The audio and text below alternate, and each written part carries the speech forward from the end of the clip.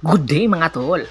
Itong si Stanley Pringle ng Terra Firma Jeep matapos ang isang konferensyang paglalaro nito sa Terra Firma Jeep matapos niya itong maitrade sa Barangay Ginebra ay magiging free agent na nga ito at hanggang February na lang ang kanyang nananatiling kontrata para sa Terra Firma Jeep. Usap-usapan na nga ngayon na posible nang lisanin ang Terra Firma Jeep at maghanap na ng kanyang bagong kupuna na posibleng pagre-retirohan at isa nga sa mga posible magiging destinasyon ni Stanley Pringle ay ang Converge Fiber Xers na kung saan naghahanap nga ng isang leader na po pwedeng sandalan pagdating sa crunch time at sa pagdating na rin ni Jordan heading sa Converge Fiber Xers ay malaking addition itong si Stanley Pringle kung mangyayari nga ito.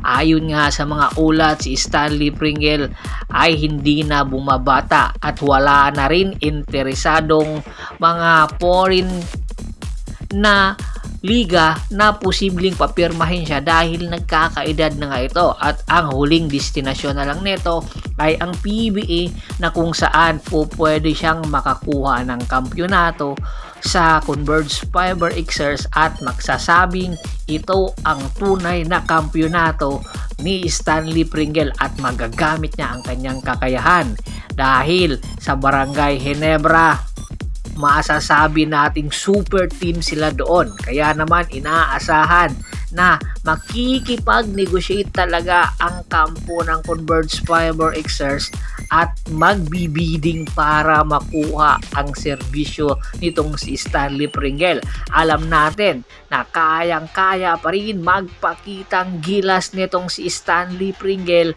at the age of 35. Kayang-kaya pa rin nito maipakita ang kanyang totoong kakayahan noong nasa Northport Batang Pier pa ito. Alam natin na isa itong deadly shooter at isa sa mga go-to guy ng Northport Batang Pier noong mga nakalipas na taon.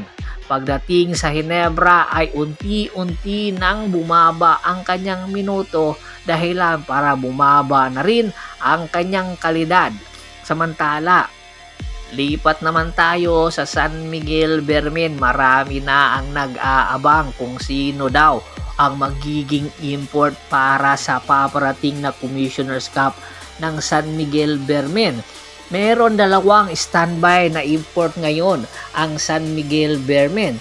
At ito nga ay si AJ Anusiki at itong si Quincy Miller na kanilang import sa East Asia Super League.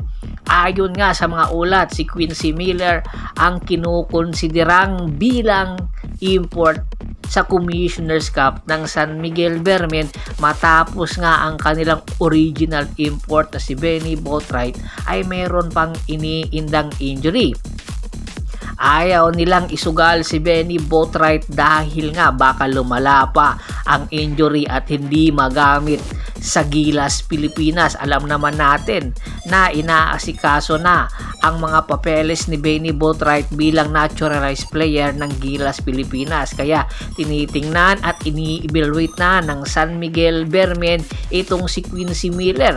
Kayang-kaya niya bang punan ang nawalang papel o rule ni Benny Boatwright sa San Miguel Bermin? Alam natin na ang kakayahan nitong si Quincy Miller basta nabibigyan ito ng pagkakataon, kayang-kaya nitong magpakitang gilas at ipakita ang kanyang totoong kakayahan dahil isa itong NBA legitimate player. Dahil nung naglalaro pa ito sa Converge Fiber Xers ay napakaganda ng ipinapakita nito. Nag-a-average ito ng 20 points per games at 10 rebounds per game na kung saan napakaganda ng naging resulta. Kanya lang nagkaroon lang sila ng problema ng coaching staff at itong si Quincy Miller dahilan para hindi na nga ituloy ito bilang import. Kaya inaasahan na isa sa magiging kinukonsiderang import ito ng San Miguel Bermin at hopefully siya na ang magiging import ng buong konferensya ng Commissioner's Cup ng San Miguel Bermin kung maganda ang kanyang magiging resulta at ipapakita. Aya, ano sa tingin nyo?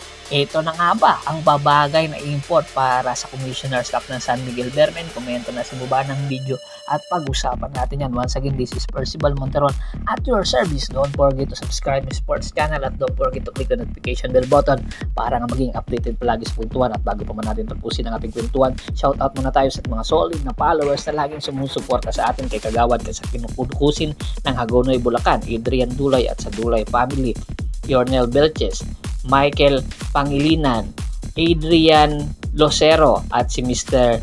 Julius Roche. Marami pong salamat sa walang sawa niyong pagsuporta. Pakibisita na rin po ng Facebook fanpage ko na Paul Goso, Hapres PH, Boss Idol at Bustor para maging updated kayo sa lahat ng sports happenings. Hanggang sa muling kwentuhan, maraming salamat po.